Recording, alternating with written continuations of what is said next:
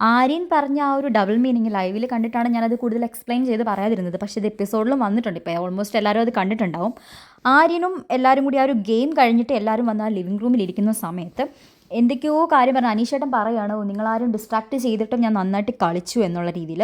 അപ്പോൾ ആദില നൂറയൊക്കെ ആര്യൻ കുറേ ഫേക്ക് കളിച്ചായിരുന്നു, കുറേ വട്ടം കളിച്ചായിരുന്നു. അപ്പോൾ ആദില നൂറയൊക്കെ അത് ചൂണ്ടിക്കാണിച്ചപ്പം ആര്യൻ എന്തൊക്കെയോ കിടന്നിങ്ങനെ അവരെ കളിയാക്കിയ സമയത്ത് അവരിങ്ങനെ പാൽക്കുപ്പി സ്ഥിരം ആര്യനെ കളിയാക്കുന്ന പോലെ പാൽക്കുപ്പി പാൽക്കുപ്പി എന്നുള്ള രീതിയിൽ കളിയാക്കി.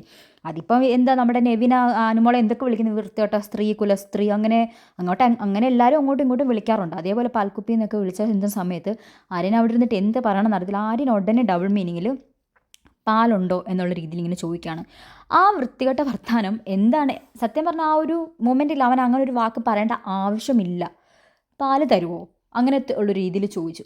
അപ്പോഴത്തേക്കും ആദ്യം നല്ല വൃത്തിക്ക് തിരിച്ചു പറഞ്ഞിട്ടുണ്ട്, നിനക്ക് എന്ത് പാലാണ് വേണ്ടത്, നീ പശുവിനെ കൊണ്ടുത്താ ഞങ്ങൾ കറന്നുതരാമെന്ന് പറഞ്ഞു. അപ്പം ആര്യൻ അത് ഇവിടുത്തെ മറ്റേ ഫ്രിഡ്ജിലെ പാലിൻ്റെ കാര്യമാണ് ഞാൻ പറഞ്ഞത്.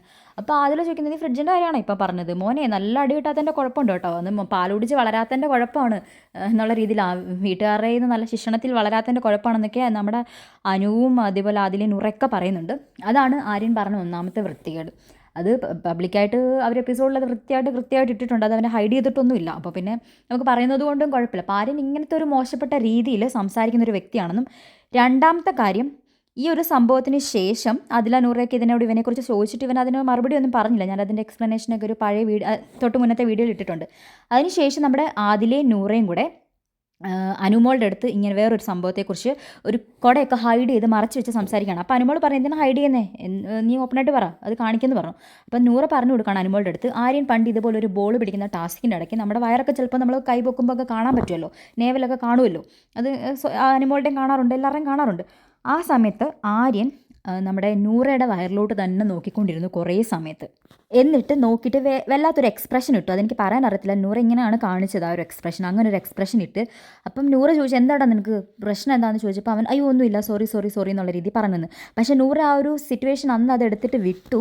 പക്ഷേ ആര്യൻ പിന്നെയും ഇതേപോലെ ഇവരുടെ അടുത്ത് 3 പേരുടെ അടുത്തുമായിട്ട് ആ ലിവിങ് റൂമിലിരുന്ന സമയത്ത് ഇങ്ങനത്തെ കാര്യങ്ങൾ, വൃത്തികെട്ട കാര്യങ്ങൾ സംസാരിച്ച സമയത്താണ് നൂറ അത് സ്ട്രൈക്ക് ചെയ്തതും. നൂറ അത് അതിലൂടെ അടുത്ത് പറഞ്ഞായിരുന്നു. പക്ഷേ ഇങ്ങനെ ഈ ഒരു പ്രശ്നം നടന്നു. അപ്പോൾ അവർ പിന്നെയും അത് അനുമോളുടെ അടുത്ത് വന്ന് പറയുകയാണ്. അപ്പം ആ സമയത്ത് പറയുന്നുണ്ട്, എന്തൊരു വൃത്തികേട്ടനാണ് അവനിങ്ങനെ കാണിച്ചത്, ശരിയായെന്ന് എനിക്ക് തോന്നുന്നില്ല എന്നുള്ള രീതി പറയുന്ന സമയത്ത് നൂറ ഇങ്ങനെ ചിരിച്ചുകൊണ്ടാണ്, അനുമോൾ ചിരിച്ചപ്പം നൂറ ഇങ്ങനെ പെട്ടെന്ന് ചിരിച്ചു. അപ്പോഴത്തേക്ക് പെട്ടെന്ന് നമ്മുടെ ആദിലൊരു ഒരു ഒരു പർട്ടിക്കുലർ ഒരു ടൈപ്പ് ഓഫ് ഹസ്ബൻഡ് ഉണ്ടല്ലോ, ഒരു ടോക്സിക്, എനിക്കെന്താ അറിയില്ല എന്താന്ന്, മോളെന്താ ചിരിക്കുന്നത് എന്താ, മോളത് എൻജോയ് ചെയ്യുന്നുണ്ടോ എന്നുള്ള രീതിയിൽ ഒരുമാതിരി ഒരു ടോക്സിക് ഹസ്ബൻഡ്സൊക്കെ പെരുമാറുന്ന രീതിയിൽ പെട്ടെന്ന് ആദിൽ അതിനെ വേറൊരു ലെവലിലോട്ട് എടുത്ത്. അനുമോൾ ചിരിച്ചിട്ടാ ഞാൻ ചിരിച്ചതെന്ന് ഇങ്ങനെ നൂറ പറഞ്ഞ സമയത്ത് അനുമോൾ, നീ എന്താ ചിരിക്കുന്നത് അനുമോളെ, നിൻ്റെ അടുത്ത് ഇങ്ങനെ കാണിച്ചു കഴിഞ്ഞാൽ നീ ഇങ്ങനെ ചിരിച്ചുകൊണ്ടിരിക്കും, അതോ നീ അവന് സ്പേസ് കൊടുക്കും ഇത് ചെയ്യാൻ വേണ്ടിയിട്ട്. അപ്പോൾ അനുമോൾ പറഞ്ഞു, ഞാൻ സ്പേസ് കൊടുക്കില്ല, ഞാൻ അവന് നല്ല അടി കൊടുക്കുമെന്ന് പറഞ്ഞു, എന്നെ തൊട്ട് കഴിഞ്ഞാൽ ഞാൻ നല്ലത് കൊടുക്കും. പക്ഷേ ഇപ്പം നൂറ പറഞ്ഞതിന് തൊട്ടില്ലല്ലോ, എന്നെ കാണിച്ചല്ലോ, ഇപ്പം നമുക്ക് എന്ത് ചെയ്യാൻ പറ്റും. അങ്ങനെ അതും പറഞ്ഞിട്ട് അവർ തമ്മിൽ 1-2 പറഞ്ഞിട്ട് അടിയായി. എന്നിട്ട് നൂറയെ ഒരുമാതിരി ഇതാക്കിയിട്ട് ആദില പറയുന്നുണ്ട്, നൂറ എന്തോ ചിരിച്ചു, അതൊരു വലിയ ഇഷ്യൂ ആക്കിയിട്ട് ആദില അവിടെ കിടന്ന് പറയുന്നുണ്ട്. ഇപ്പം അവനങ്ങനെ കാണിച്ചാൽ ഇപ്പം എന്ത് ചെയ്യാൻ പറ്റും, ഇതിപ്പം നമുക്ക് നോക്കിയെന്ന് പറഞ്ഞാൽ അത് വലിയ കേസ് കൊടുക്കാനൊന്നും പറ്റത്തില്ലല്ലോ. എന്നിട്ട് അതും പറഞ്ഞിട്ട് നൂറയെ അതിലും തമ്മിൽ പിന്നെ അടിയായി. അപ്പോൾ അനുമോൾ വന്നിരുന്നത് പറഞ്ഞ് മനസ്സിലാക്കി അതിലെ കൊടുക്കുന്നുണ്ട്, നീ ഇങ്ങനെ ചെയ്യരുത്, അവനെ നമുക്കറിയാം, അവൻ്റെ സ്വഭാവം നമുക്കറിയാം, അവൻ്റെ സ്വഭാവം അങ്ങനെയാണ്, ഒരു അഴിച്ചുവിട്ട പട്ടം പോലത്തെ ഒരു സ്വഭാവമാണ്, അവനെ നമുക്ക് നന്നാക്കാനോ അല്ലെങ്കിൽ പറഞ്ഞ് മനസ്സിലാക്കാനൊന്നും പറ്റത്തില്ല അവന്. പക്ഷേ നമ്മുടെ ആര്യൻ്റെ കുറേ കാര്യങ്ങളൊക്കെ ഇപ്പം പുറത്ത് നല്ല രീതിക്ക് പെമ്പിളാരോടൊക്കെ ഉള്ള ബിഹേവിയറിനെ കുറിച്ചൊക്കെ പുറത്ത് നല്ല രീതിക്ക് പോകുന്നുണ്ട്. അപ്പോൾ ആ രീതിയൊക്കെ തന്നെ ആയിരിക്കും അവനിവിടെ വന്ന് ഉദ്ദേശിച്ചത്.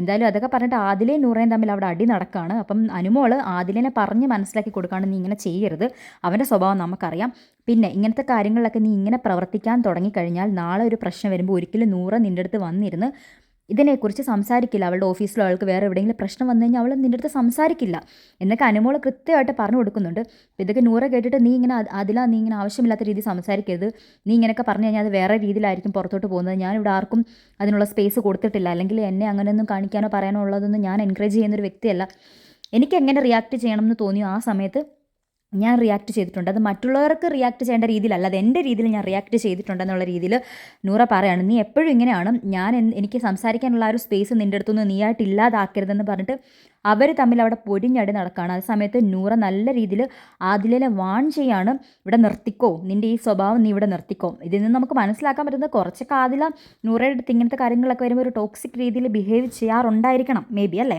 അല്ലെങ്കിൽ പിന്നെ ആ നൂറ എന്തിനാണ് ആദിലിൻ്റെ അടുത്ത് ഇങ്ങനെ പറയുന്നതും എനിക്ക് ഉള്ള സ്പേസ് സ്പേസ് നഷ്ടപ്പെടുത്തരുത് എന്നുള്ള രീതി പറയുന്നത് എന്തിനാണെന്ന് അറിയത്തില്ല. ഇത് കേട്ട പാതി കേൾക്കാത്ത പാതി അതിലെന്തിനാ അത് വേറൊരു ലെവലിലോട്ട് എടുക്കുന്നതെന്നും അറിയത്തില്ല. എന്തായാലും ഇങ്ങനെ ആര്യൻ കാണിച്ചതുമായിട്ട് ബന്ധപ്പെട്ടും ആര്യൻ പറഞ്ഞതുമായിട്ട് ബന്ധപ്പെട്ട് ഇവർക്കിടയിൽ ചെറിയൊരു ക്ലാഷ് നടന്നു. ഇതാണ് സംഭവം ശരിക്കും പറഞ്ഞാൽ.